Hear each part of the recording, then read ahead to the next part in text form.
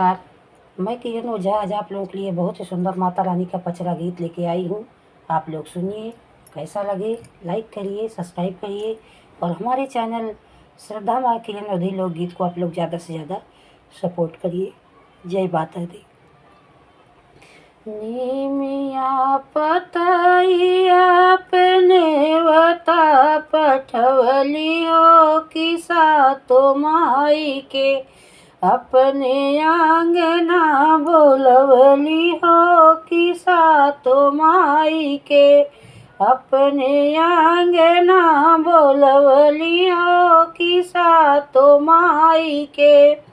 सात गो असनिया मैया के आंगना लगवली हो कि सात कलशना हम बेदिया धरवली हो कि सात कलशना हम बेदिया धरवली हो कि सात कलशना।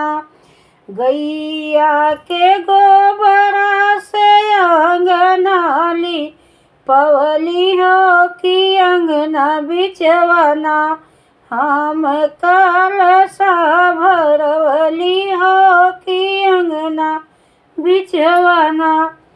कलशा के आरी आरी हम जवना बोवली हो कि ताही कलशना चौमुख दियना जलवली हो कि चाही कलशना चौमुख दियना जलवली हो कि ताही कलशना।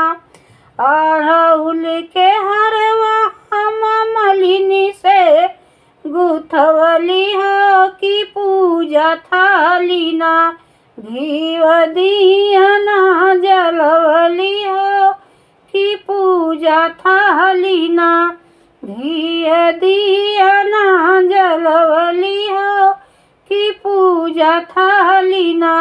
हलुआ पूरी से भोगवा लगवली हो कि पंडित बैठवाना हो कि पंडित बैठवा से हम पाठवा करवली हो कि पंडित बैठवा से।